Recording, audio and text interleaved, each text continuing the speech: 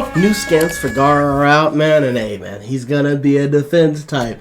Like we figured, man. But we're not gonna waste too much of your time with all this stuff, man. We're just gonna get in here and break on all the stuff, let you know what you're gonna see with Gaara, and also give you some extra details that you maybe might not have gotten some of the other videos that you watch about this already. But our anime question for today is gonna be, was Gaara underwhelming? How are you feeling about, Gaara now that you know what he's actually bringing to the game? But if there's something you think you might be interested in, make sure to like, comment, subscribe, turn on the bell, do all those nice things, man. And let me go ahead and just get into this breakdown. So when we look at Gaara and the things that he brings, first we're going to look at the base rewards and give y'all the stuff with that. But hey, as we know, like I said, Gaara is going to be a defense type, and some of the things that are looking like we're getting with him, the first thing is going to be something that we predicted, which is the Sand Shuriken. Now, it doesn't necessarily say on this like any type of like status elements it's going to have, but I'd like to think like with most sand jutsus, it's going to have some type of movement speed or attack tracking, reduction. I'm kind of curious what the tracking is going to be with these shurikens and how many you're actually going to get, but this looks pretty interesting.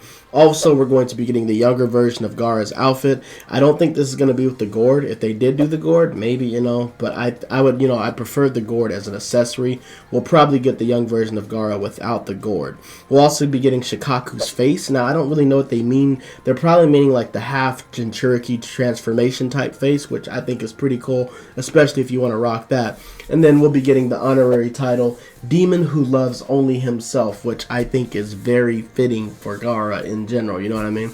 But now we get into the jutsu, and this is where things get pretty interesting. So the first one's going to be the Sand Coffin or Sand Burial, whatever you want to call it. I think I'm going to call it Sand Coffin. But what it's looking like from the scans and also from what Abdul's put on here. Also forgot about that. Big shout out to Abdul for these translations with some of these jutsus and these items, and I also did some translations on my own. But when we look at the Sand Burial Coffin, it's basically looking like the arms are going to go out and basically try to grab an opponent. Once you get hit with this, I think it's going to have a similar effect to kind of like Water Prison where you're stuck in there.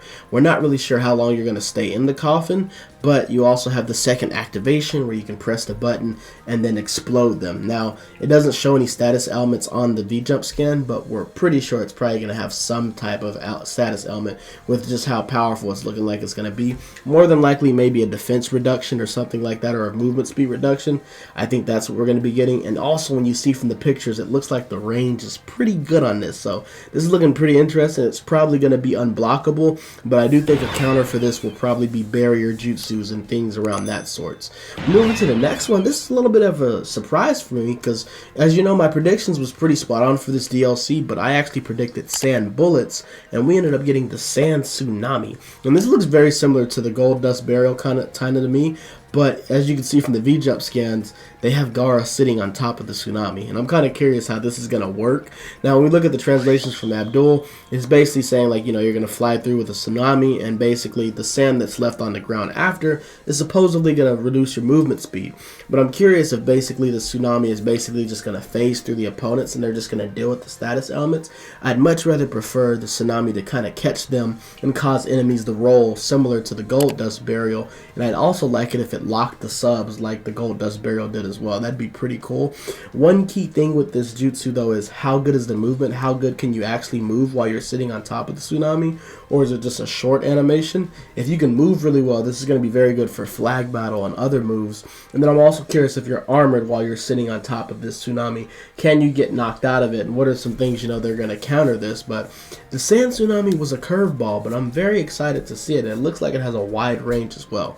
And we look at the ultimate. This is where things are really crazy, and this is why I think that the Gaara DLC is going to be a dub, regardless if the ultimate works out or doesn't work out. And it's going to be the Playing Possum Jutsu summoning, and you basically summon and you turn into Shikaku, which this is the first summoning where we're getting to actually, as an ultimate to be able to play as a Jinchuriki. And this is going to be crazy. I think it's going to work similar to Susanoo Flame, flame control, where you transform and you can attack for a little bit. But as you can see in the V-Jump scans, you get access to two different attacks. and they change into different, like your normal attacks and your special attacks change when you change into Shikaku. I think this is going to work similar to how the summonings work also in the VR missions. I'm kind of curious what the movement's going to be like, because you know in the VR missions, the summonings teleport to different spots, but you can't necessarily walk and jump around the map. I'm kind of curious if you're going to be stable wherever you summon at, and you can't really move, or if they're going to make it where you can move around and really, like, you know, dominate how the map is looking, like dominate the match, being able to move around. And we can see that Shikaku has, right now we can see has an area strike where it's looking like, you know, the typical hit on the ground, and you have the shock waves coming where, you know, somebody can just jump over it to dodge it. And it's also looking like we have a range strike. So the Shikaku summoning is looking pretty crazy. Gaara in general is just looking like, you know, he's pretty cool, especially giving, you know, defense types the first summoning ultimate that, you know, is actually going to let you do something. I'm really just curious to see how long it's going to last, and I'm excited for Sasori now. We're still thinking Sasori is going to be an attack type. Right now we're 1-for-1 with DLCs for all the people that didn't believe me, but hey, for those of y'all that trust me, man, hey, we're going to see what we're looking like in the future. Let me know what y'all thinking about the Gaara DLC. How are y'all feeling about the reveal? What are y'all thinking about Sasori, since we know that he'll be next? And yeah, just let me know anything y'all are thinking about the DLC. I mean, I'm excited for it, and hopefully it's coming here soon, if not this week or next week. But I thank y'all for tuning in, man, and I'm going to see y'all in the next one. We out.